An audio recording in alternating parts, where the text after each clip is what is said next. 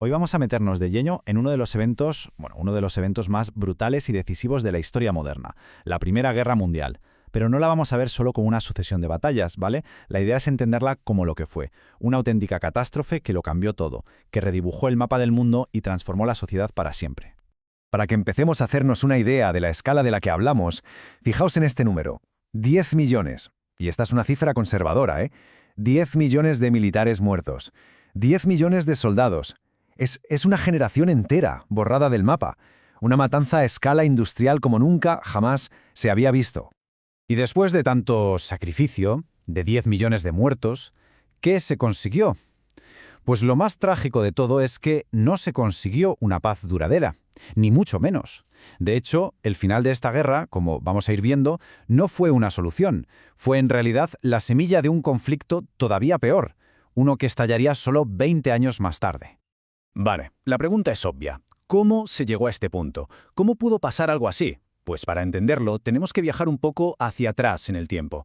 Porque a principios del siglo XX, la Europa que nos encontramos no es un lugar tranquilo, para nada. Era literalmente un polvorín, un barril de pólvora a punto de estallar. Solo necesitaba que alguien encendiera la mecha.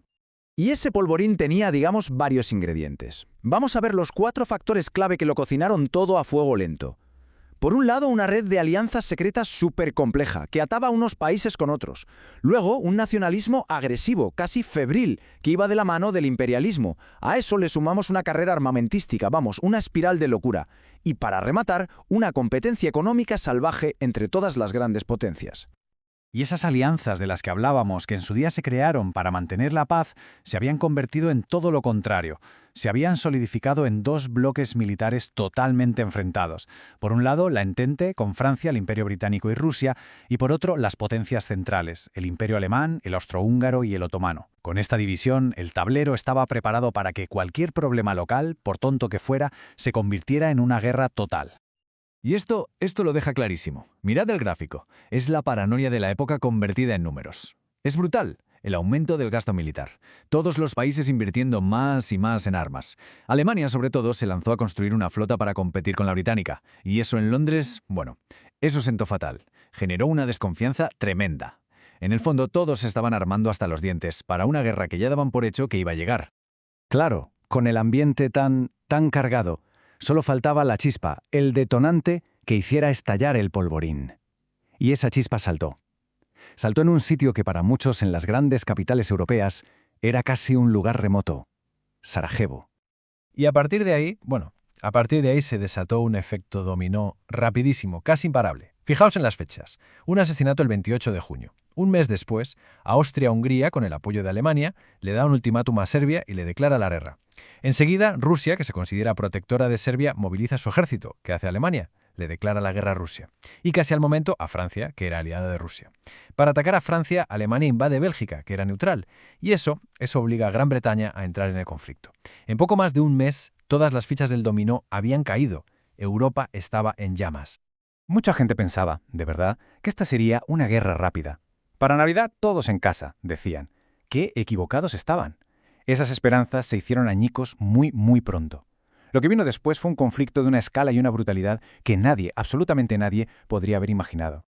Si miramos los números al principio, en 1914, podría parecer que los aliados tenían todas las de ganar. El doble de población, muchísimos más hombres para enviar al frente. Pero no era tan sencillo.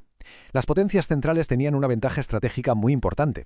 Estaban juntas, en el corazón de Europa, formando un bloque compacto. Esto hacía que el equilibrio de poder fuera mucho más frágil de lo que las cifras de población sugerían. Como esos planes de una guerra rápida fallaron estrepitosamente, sobre todo el famoso plan Schlieff en alemán, la guerra se atascó. Y se atascó de la peor forma posible. Los ejércitos empezaron a cavar, y cavaron kilómetros y kilómetros de zanjas, de trincheras. El frente occidental se convirtió en esto, una guerra de trincheras, un infierno de barro, ratas, enfermedades, y un bombardeo de artillería que no paraba nunca. Un punto muerto horrible. Y es que claro, esta fue la primera guerra industrial, La tecnología que había transformado el mundo ahora se usaba para matar de forma más eficiente. Ametralladoras que segaban vidas por cientos, artillería con un alcance brutal, y luego las novedades, el gas venenoso, los primeros tanques, los aviones de combate, los submarinos. Cada nueva arma era una nueva forma de terror, una nueva manera de multiplicar las muertes a una escala aterradora. La guerra siguió y siguió. Años de masacres sin que nadie pareciera capaz de ganar. Hasta que llegó 1917. Este fue el año clave, el punto de inflexión. Dos sucesos, dos auténticas revoluciones que ocurrieron en puntos opuestos del planeta, iban a cambiarlo todo de la noche a la mañana.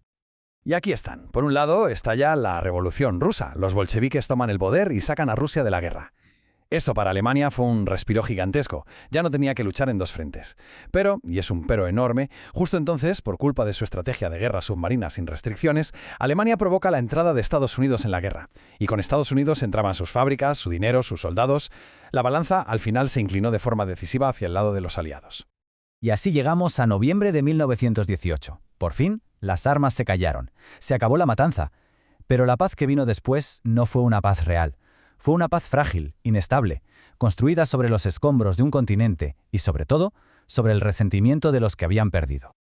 Vamos a volver un momento a los números, porque es que son para quedarse helado. Mirad las bajas militares.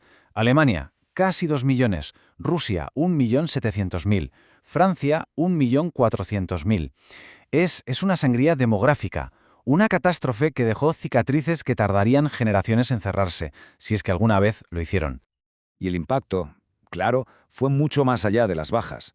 La economía de Europa estaba en ruinas y ahora todos le debían dinero a Estados Unidos. Los grandes imperios de toda la vida, el alemán, el austrohúngaro, el otomano, simplemente se derrumbaron. La sociedad cambió para siempre, con las mujeres entrando masivamente en el mundo laboral, por ejemplo. Y en definitiva, Europa empezó a dejar de ser el centro del mundo. El poder se estaba moviendo al otro lado del Atlántico. Y en medio de todo este caos se firma el famoso Tratado de Versalles. Y aquí hay que entender algo fundamental. Esto no fue una negociación, fue una imposición. Para los alemanes fue un dictat, un dictado. En la mesa se sentaron básicamente dos posturas opuestas. Por un lado, la de Francia, con Clemenceau, que querían machacar a Alemania para que nunca más pudiera ser una amenaza. Y por otro, la del presidente de Estados Unidos, Wilson, que era más idealista y quería una paz sin victoria. ¿Adivináis quién ganó? Pues sí, ganó la postura dura de Francia. El tratado fue, en esencia, un castigo durísimo, diseñado para dejar a Alemania de rodillas. Le quitaron territorios vitales como Alsacia y Lorena. Su ejército quedó reducido a una fuerza casi simbólica de 100.000 hombres. Le prohibieron militarizar su zona más industrial, Renania. Y lo peor de todo, la humillación total. La obligaron a afirmar que era la única culpable de la guerra y, por tanto, tenía que pagar unas reparaciones de guerra astronómicas, imposibles de pagar. Para darnos cuenta de verdad de lo mucho que cambió todo, vamos a hacer un ejercicio visual muy simple. Miremos este mapa. Así era Europa en 1914, justo antes de la guerra. Un continente dominado por unos pocos y enormes imperios multinacionales. El imperio alemán, el austrohúngaro, el ruso, el otomano. Y ahora, mirad cómo quedó el mapa después, en 1920. Es otro mundo. Es un continente completamente redibujado. Esos grandes imperios ya no existen. Han desaparecido. Y de sus cenizas han nacido un montón de países nuevos, muchos de ellos con fronteras trazadas con escuadra y cartabón, llenos de tensiones y de minorías descontentas. Un mundo nuevo sí, pero mucho más inestable. Y todo esto nos lleva a una pregunta final, una para darle vueltas. Si un tratado de paz, en lugar de cerrar heridas, lo que hace es generar un profundo resentimiento, ¿de verdad es el final de una guerra o es simplemente una pausa antes del siguiente asalto? Porque el Tratado de Versalles se vendió como la guerra que acabaría con todas las guerras, pero al sembrar tanta humillación, lo único que hizo quizá fue poner en marcha la cuenta atrás para la siguiente.